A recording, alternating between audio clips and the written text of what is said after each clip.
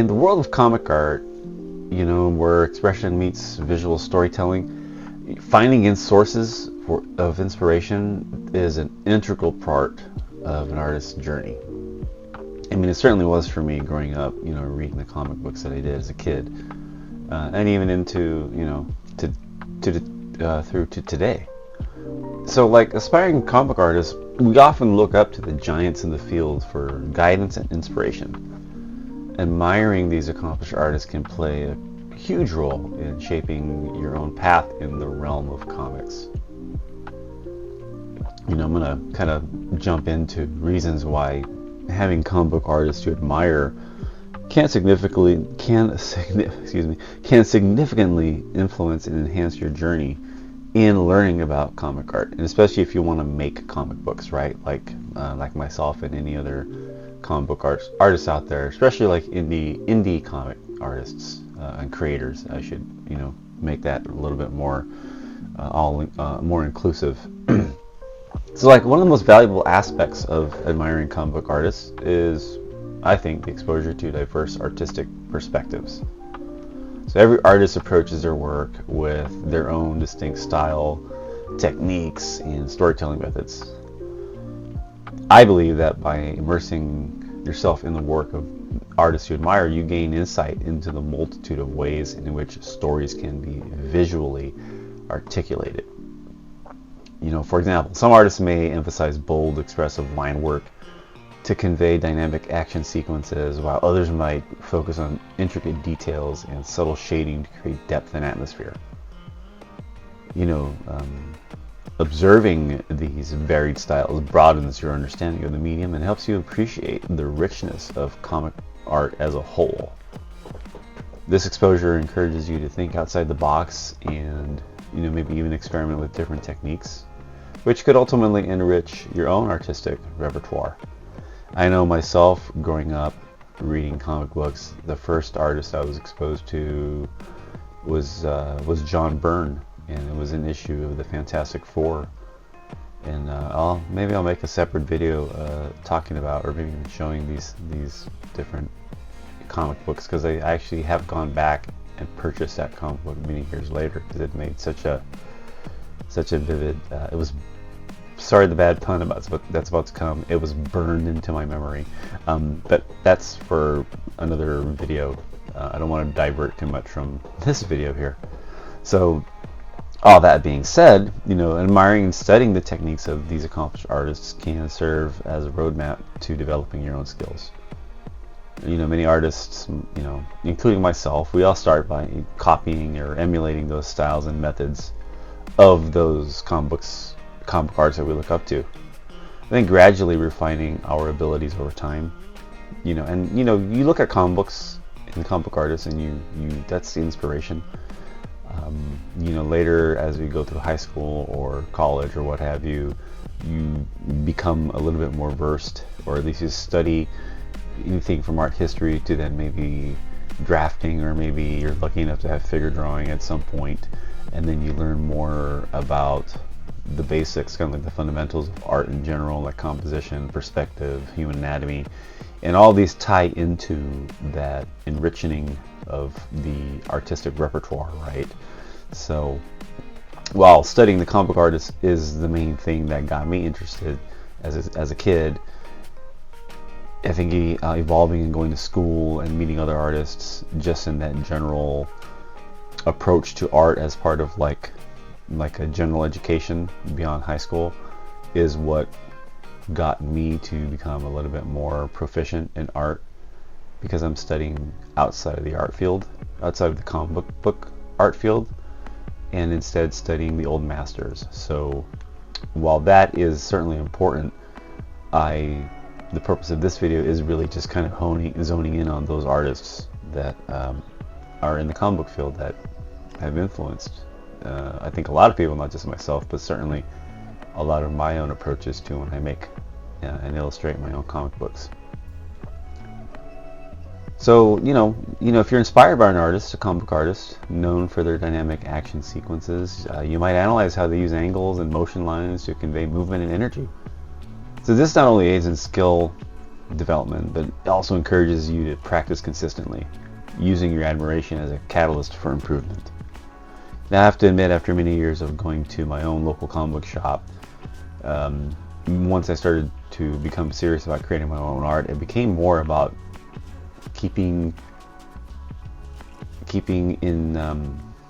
making sure I'm keeping up with what the latest art trends were. And in a pre-internet world, the only thing we had were the comic book shops, or maybe like that little nickel and dime store that maybe had the comic book spinner rack, or the grocery store or the drugstore that sold comic books next to the magazines. That's what I had for like using it. Nowadays, obviously, with the internet and Google searches, and the world is at our fingertips. That being said, regardless of all that, the journey of the artist is often peppered with moments of doubt and creative blocks. It's hard to not see all these different styles of art and not feel intimidated. I know that's part of the reason why I work, is I want to create work that is just as good, or maybe equal, or even surpasses. But during the times when the work of artists we admire can serve as a wellspring of motivation and inspiration, it's important to understand that a lot of these artists, how they overcome challenges in their own art, and they continue to push creative boundaries. This can instill a sense of hope and determination in your own endeavors. No one was perfect when they first started out. It's constant learning, constant drawing. Like what I'm constantly doing is trying to perfect my storytelling, or maybe parts of how I approach drawing the human figure, or how it all relates to creating more impact with the overall comic books that I make, and that I want to produce myself. So admiration for certain artists can ignite this passion for exploring new ideas and concepts. That's why it's always important to look at different art, and of course, the main thrust here is current comic book artists and past comic book artists, because this inspiration comes from all eras, whether it's the golden age of comics, or the silver age, or the bronze, or the modern, or digital comics only. There's so much out there. All of this emulation of admired artists often leads to unexpected discoveries, and can lead to breakthroughs in your own artistic expression. I think for those aspiring to make their own comics, and again, this is from the kind of like an indie perspective, because that's what I am now. So that's the only thing I can really claim to be. I've never worked for a professional company in terms of like the big two or anything like that. But for those of us aspiring to make a career out of comics in some way, shape, or form, I think understanding the standards and expectations of the industry is crucial. Admiring established comic book artists usually offers insight into what is considered exemplary work in the field. It helps us recognize the elements that make a comic book page compelling and engaging to readers. I know that by studying the works of professional artists, I glean valuable lessons on pacing, panel layout, character development, and even dialogue integration. Again, I write my own comics and I draw them, so I've got a little bit of, I wear multiple hats in my approach. But anyway, this knowledge enables me to align my work with industry norms, increasing my chances of success in this really competitive world of comics. And even more so, understanding these standards allows me to make informed decisions about how to tailor my unique style to meet audience expectations, in the grand scheme of things. So the admiration and interaction with artists whose work you appreciate facilitate, I think, a creative exchange of ideas and influences. Just as you learn from their techniques, their work can inspire new ways of thinking and problem solving within your own projects. I think this exchange often leads to the fusion of different artistic influences, resulting in the development of a distinctive and personal style. Now, I can personally show artwork where, at least in my mind's eye, I was trying to emulate a Neal Adams style, or a John Byrnes style, or even what was kind of like the inspiration, if truth be told, for my own Realm Material comic, who was Topi. That is still remains. If you were to look at some of the very first issue of my Run with Ariel series, the artist Topi has been I would say the one artist that like initially got me super excited about creating and kind of weaving this world of dreams and kind of like semi kind of godlike characters tied in with these mortals that kind of had powers. And for sure everything came from comic books that I had read before, but the artist definitely, Sergio Topi, was a huge influence in that respect. Just from a visual, the way he rendered, he drew. There's a lot of that influence, especially if you ever see my comic book in black and white. It's like so influenced by that. But then, of course, throughout the years, a new era, the Jim Lees, the Mark Silvestris, the Todd McFarlanes, those at one point, like in the 90s for me, because I was in high school during that time, became like a major source of inspiration and something to push toward with my own art. And really, it lit a fire in me. I mean, I was all of 18, 19, 20, 21 years old and kind of in my prime in some respects, but as an artist, you're always hoping, now that I look back at 50 years old, you're always hoping to improve so that ideally that prime is kind of out of reach, if that makes sense. Because if you hit it, maybe that just means you're working at an even professional and consistent pace, which is a good thing to do, but you always want to make room for, or leave room for, thinking that you can always improve. I mean, at least that's the goal, what does prime mean anyway?